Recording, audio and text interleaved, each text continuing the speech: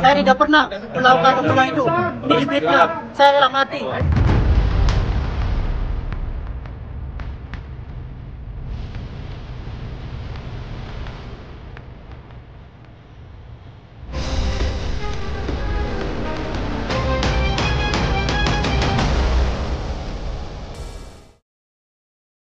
Minta keterangan ke dia. Itu beda pasti. Dia berbelit-belit. Dia yang lakuin.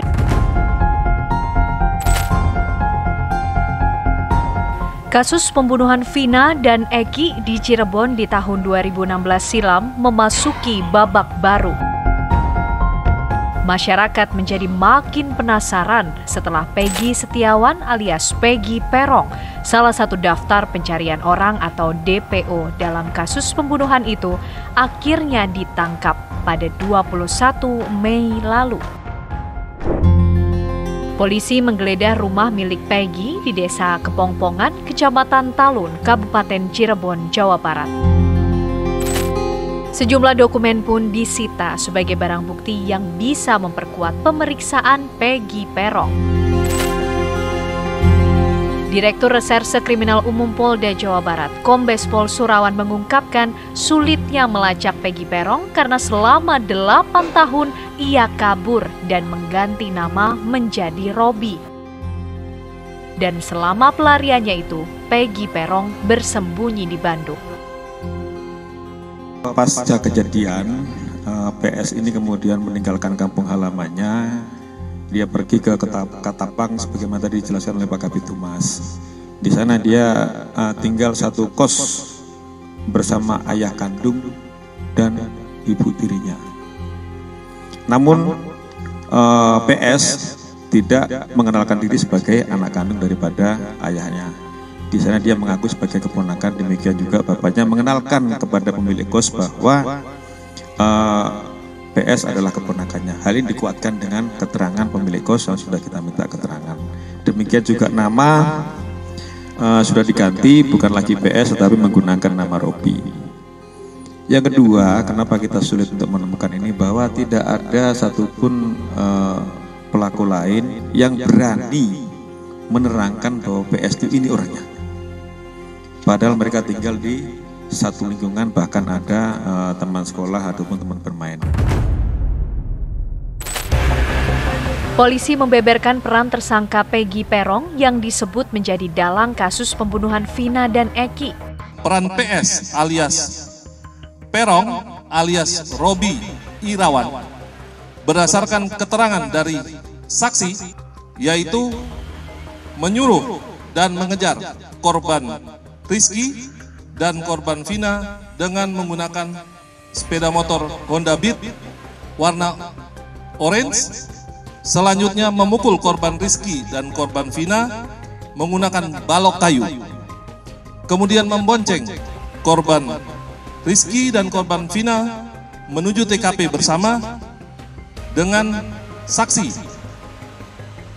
Memukul korban Rizky menggunakan balok kayu, lalu memperkosa korban Vina dan membunuh korban Vina dengan cara dipukul menggunakan balok kayu. Kemudian membawa korban Rizky dan korban Vina menuju flyover.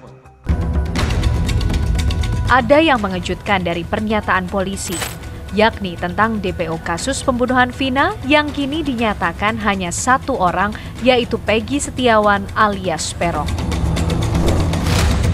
Dua nama DPO yang sempat disebutkan sebelumnya, yakni Dani dan Andi, dinyatakan tidak ada. Artinya, pelaku kasus pembunuhan Vina dan Eki berjumlah 9 orang. Jadi perlu saya tegaskan di sini rekan-rekan bahwa tersangka semua bukan 11 tapi 9. Sehingga DPO hanya 1. Untuk itulah kami selama ini meyakinkan bahwa 5 keterangan berbeda dari tersangka itu ada yang menerangkan 3. Ada lagi menerangkan 3 dengan nama berbeda. Ada yang menerangkan 5, ada yang menerangkan 1. Setelah kami melakukan penyidikan lebih mendalam, ternyata 2 nama yang disebutkan selama ini itu hanya asal sebut. Jadi tidak ada tersangka lain. Namun apabila nanti di kemudian hari muncul tersangka lagi, ya kami akan periksa. Tetapi sejauh ini fakta di dalam penyidikan kami tersangka atau DPO adalah 1, bukan 3. Jadi semua tersangka jumlahnya 9, bukan 11. 8 melakukan persetubuhan, yang 1 tidak. Korban Rizky dan Peggy Perong pun bereaksi. menuju TKP Ia bersama tampak berkali-kali menggelengkan kepala saat polisi membeberkan perannya dalam pembunuhan keji itu. menggunakan balok kayu, lalu memperkosa korban Vina dan membunuh korban Vina. Pengungkapan kasus pembunuhan Vina dinilai sebagian pihak masih menyisakan sederet kejanggalan. Dimulai sulitnya menangkap 3 orang DPO hingga memakan waktu 8 tahun. Dan kini DPO yang semula 3 orang mengerucut hanya kepada 1 orang, yaitu Peggy Setiawan alias Peggy Perong. Kuasa hukum keluarga Vina, Hotman Paris Hutapea, mengungkapkan keraguannya terhadap penetapan Peggy Perong sebagai tersangka pembunuhan Vina dan Eki. Ia menyebut bukti-bukti hukum belum kuat, sehingga muncul tanya, benarkah Peggy Perong terlibat pembunuhan Vina 2016 silam? Hanya berpendapat masih meragukan apakah Peggy itu pelaku DPO yang tertangkap. Kita tidak mengatakan 100% bukan, masih meragukan. Karena 5 dari terpidana mengatakan bukan Peggy pelakunya. Jadi mau apa lagi? Hanya 1 yang menyatakan. Di dalam hukum, apabila ada hal-hal yang tidak jelas, apabila ada kekaburan, apabila ada ketidakjelasan, dalam prinsip hukum adalah harus dibebaskan orang yang belum pasti bersalah. Kuasa hukum Vina juga keberatan dengan dicoretnya nama 2 DPO lainnya. Pasalnya, dalam berkas perkara pembunuhan Vina, ada nama 2 DPO yang kini dinyatakan fiktif itu. Peran 2 DPO itu pun tertuang secara jelas sesuai dengan kesaksian para pelaku yang telah dipidana lebih dahulu. Kok hasil persidangan berbulan-bulan sudah ada putusan mengatakan bahwa ada 3 DPO, kok tiba-tiba dengan penyidikan kurang dari 2 minggu tiba-tiba disebutkan itu fiktif gitu loh, yang 2 DPO. Itu yang kita tidak, keluarga maupun kuasa hukum belum bisa terima. Dan yang 2 fiktif ini semua berkas-berkas perkara menyatakan mereka ada, cara memerkosanya ada, motornya ada, cara mukulnya diuraikan di sini. Ya, masalahnya dan juga si pelaku ini, si 8 terpidana ini tidak pernah mengalihkan tanggung jawab kepada 3 DPO. Biasanya kan orang mengatakan mengalihkan tanggung jawab, dia pelakunya bukan aku. Kalau mereka mengatakan kami lakukan perbuatan itu bersama-sama. Jadi ini perbuatan tidak pidana secara bersama-sama. Setelah penetapan Peggy sebagai satu-satunya tersangka terakhir, akankah muncul fakta-fakta baru lagi? Saya tidak pernah melakukan itu, Pak. Saya bukan otak. Saya bukan otak pembunuhan. Agar tertib, rekan-rekan. Ini adalah fitnah. Saya rela mati.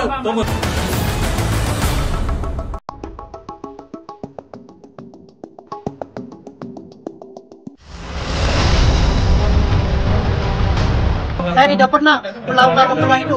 Ini fitnah. Saya rela mati.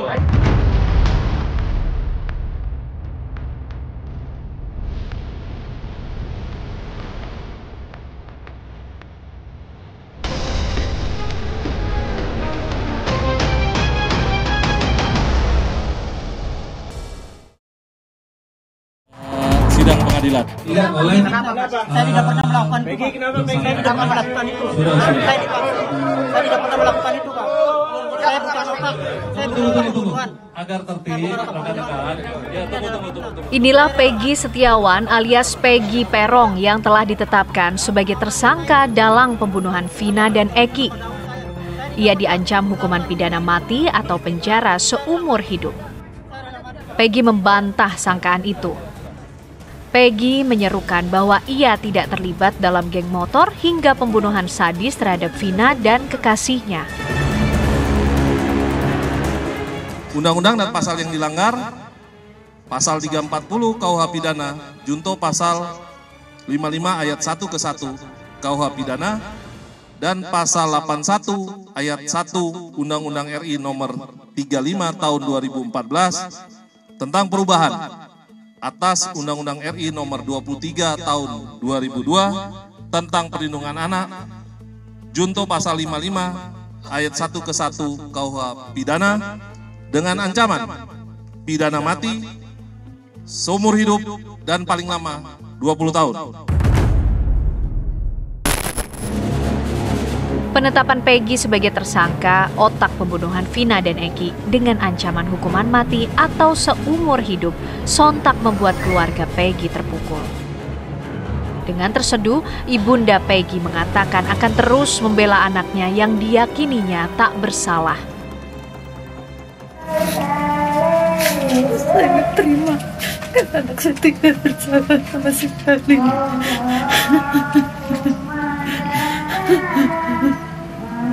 Apapun yang terjadi, saya berani. Anak saya tidak melakukan kesalahan itu. Ibu akan terus berjuang ya, Bu? Ya, saya akan terus berjuang demi anak saya yang tidak bersalah apa-apa. Ayah, kamu tega dengan kesaksian palsu itu.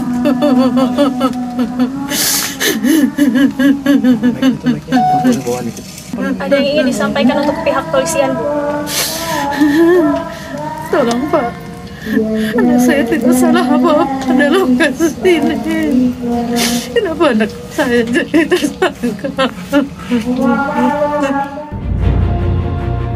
Sebelumnya, ibunda Peggy Peron juga telah membeberkan tentang ciri-ciri anaknya yang menurutnya jauh berbeda dengan ciri daftar pencarian orang (DPO) yang dirilis polisi. Berdasarkan ciri fisik yang disebar oleh polisi, Peggy Peron yang jadi DPO itu berperawakan kecil dengan tinggi 160 cm, kulitnya hitam, dan rambutnya keriting. Dengan DPO beda jelas, jauh bedanya. Anak saya rambut tidak keriting, lurus. Terus nama pun beda. Nama anak saya Peggy Setiawan, sedangkan Egi itu namanya Egi. Alamat saya di Kepompongan, Blok Simaja, sedangkan Egi di Banjar, Wangunan.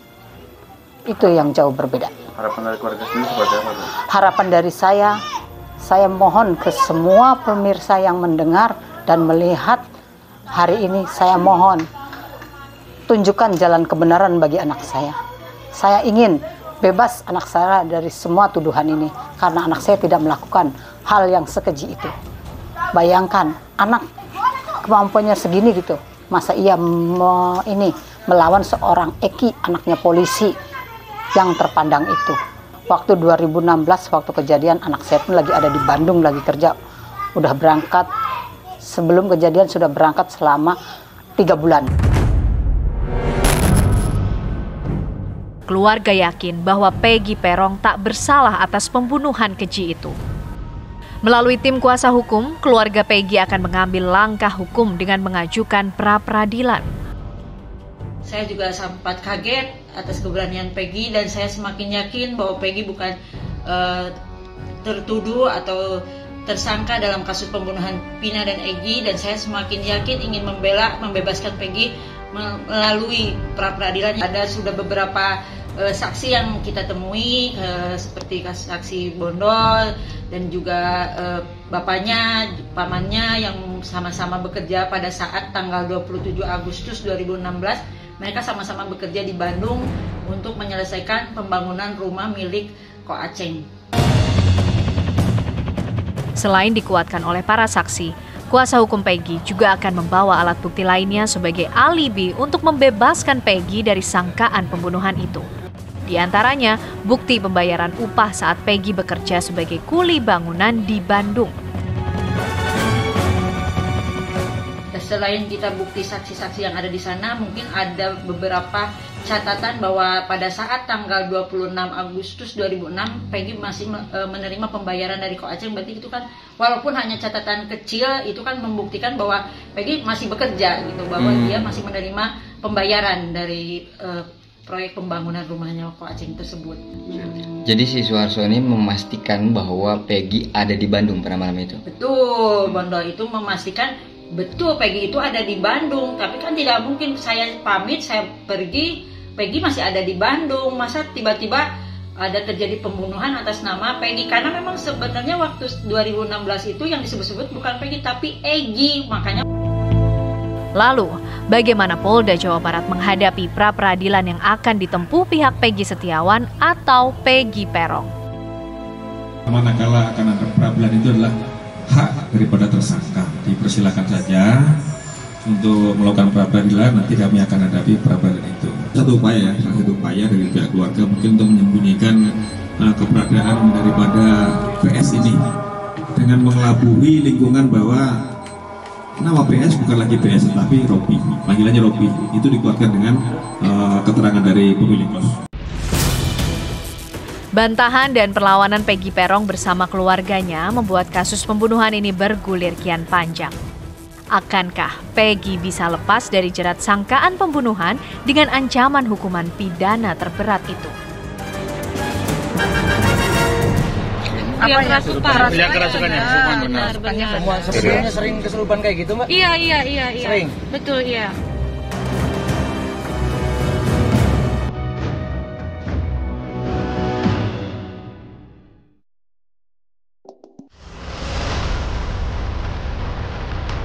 Saya tidak pernah melakukan pembunuhan itu. Ini fitnah. Saya adalah mati.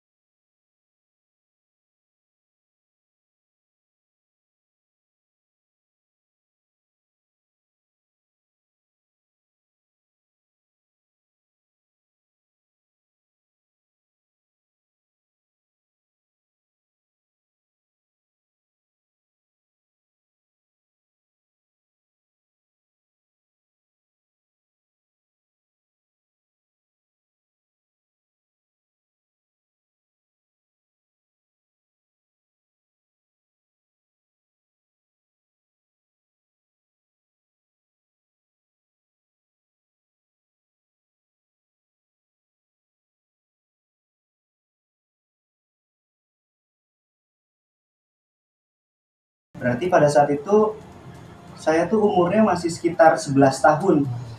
Saya masih di bangku 5 SD.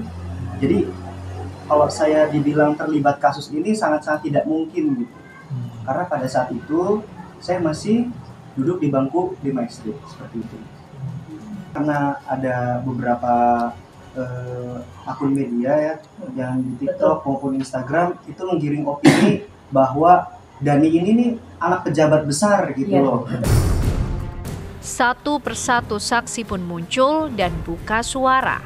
Pria bernama Aep ini adalah pegawai bengkel cuci mobil yang lokasinya tak jauh dari lokasi kejadian. Aep merupakan saksi yang pernah diperiksa polisi pada tahun 2016 lalu. Aep menceritakan bahwa ia melihat ada 8 orang di lokasi kejadian. Pernyataan Aep lainnya juga seperti membenarkan bahwa Peggy adalah salah satu sosok yang ada di lokasi saat peristiwa mengerikan 8 tahun lalu itu terjadi. Ya mengenal wajah aja, cuman nama-nama saya nggak tahu.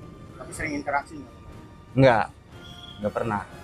Tapi yang 8 orang ini apa emang benar-benar ada di TKP waktu itu atau gimana? Apa ngeliat? Kebetulan yang ada di TKP itu waktu itu sekitaran 8 orangan lah. Masalah DPO yang baru ketangkep itu dia menanyakan apakah saudara kenal sama orang ini. Ya saya mengenalinya, cuman saya tidak tahu namanya. Terus motornya apakah tahu motornya? Saya sebutkan ya saya tahu motornya apa, Smash gitu saya. Smash warna pink gitu saya. Oh si Peggy ini dulu motornya Smash. Iya. Tapi emang si Peggy ini terlibat atau gimana? Waktu penangkapan itu saudara Peggy itu nggak ada ya. waktu penangkapan itu. Tapi waktu pas kejadian itu ada. Linda yang disebut-sebut sebagai teman Vina yang sosoknya selama ini dipertanyakan juga muncul. Linda telah menjalani pemeriksaan penyidik Polda Jawa Barat. Lantas, apa yang sebenarnya diketahui Linda terkait kasus yang belum tuntas ini? Ke Peggy? Enggak kenal sama Peggy, pelaku? Linda ada di TKP Mbak katanya. Itu kan dari film, kalian bisa menggiring opini seperti itu kan. Gitu. Jadi dia nggak tahu sama. Tapi secara keseluruhan dari 8 terpidana sekaligus Peggy kenal nggak Mbak secara pribadi? Enggak. Nggak kenal sama sekali. Saat kejadian lagi di mana Mbak Linda? Ada di rumah. Kebetulan ada di rumah. Terakhir kontak dengan almarhum Vina sebelum kejadian berapa hari Mbak? Sudah lama. Ada sebulan? Sebelum kejadian. Sudah lama banget. Lebih dari 6 bulan mungkin. Berapa? Udah lama. Udah lebih dari 6 bulan karena si Linda udah putus sama anak ekstisi, jadi udah nggak pernah ketemu lagi gitu. Vina pernah curhat nggak terkait asmara atau apa gitu? Enggak, karena itulah kita tuh hubungannya tidak sedekat yang difilmkan loh gitu. Cuma teman biasa aja. Meski mengaku bukan sebagai teman dekat Vina seperti yang digambarkan di layar lebar, namun Linda tak membantah soal kabar dirinya yang mengalami kesurupan. Kalau kesurupan Linda nggak ingat, tapi kan yang melihat yang ingat. Ya kalau kesurupan sih kalian tinggal tanggapin sendiri aja. Kesurupan kan dimasukin dalam film itu, apa merasa dirugikan atau seperti apa Mbak? Siapa tuh? Mbak Linda. Enggak sih ya. Linda nggak merasa kerugian karena menurut Linda mudah-mudahan itu jadi petunjuk kan saat itu. Berarti benar ya yang di film itu? Apa ya? Kerasukannya benar. Semuanya sering kesurupan kayak gitu Mbak? Iya. Sering? Betul, iya. Punya Indiko Pak? Bukan. Iya, ada indra keenam. Ya. Berarti kesurupan tuh tidak disengaja Mbak? Atau? Tidak disengaja. Kesurupan Vina itu bukan pertama kali saya kesurupan. Berapa kali Mbak? Sering. Dari kecil itu saya memang punya yang nggak tahu ya apa namanya. Iya, begitu. Ya, nama Linda ikut menjadi buah bibir ketika kasus kematian Vina dan kekasihnya Eki mencuat. Linda dikabarkan mengalami kesurupan arwah Vina. Bahkan salah satu kejadian saat Linda kesurupan diunggah di akun media sosial pengacara Hotman Paris Hutapea. Oh yang jejak backpacker itu ya? Yang ngasih suara yang jejak backpacker mel-mel itu. Namanya bukan mel-mel. Apa namanya? Nggak tahu, tapi itu. Vina kan yang kena.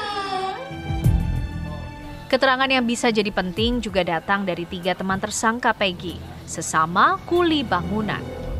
Mereka adalah Ibnu, Suparman, dan Suharsono alias Bondol yang akan menjalani pemeriksaan polisi Jumat esok. Ketiganya mengungkap keberadaan Peggy saat peristiwa pembunuhan 27 Agustus 2016 silam. Sekian yang saya ketahui kalau Peggy ada di Bandung. Sama 3 orang ini ya? Iya. Saat itu ada berapa orang sih bersama Peggy waktu tanggal 27 malam itu? Di sana ya? Itu ada berapa ya? Saya lupa sih. Yang ikut nganter Mas Bondol. Oh, 3. Tapi di Bedeng ada lagi? Ada lagi. Siapa aja 3 orang itu Pak? Oh, yang nganter saya? Iya. Itu Robi, Peggy, sama Ibnu.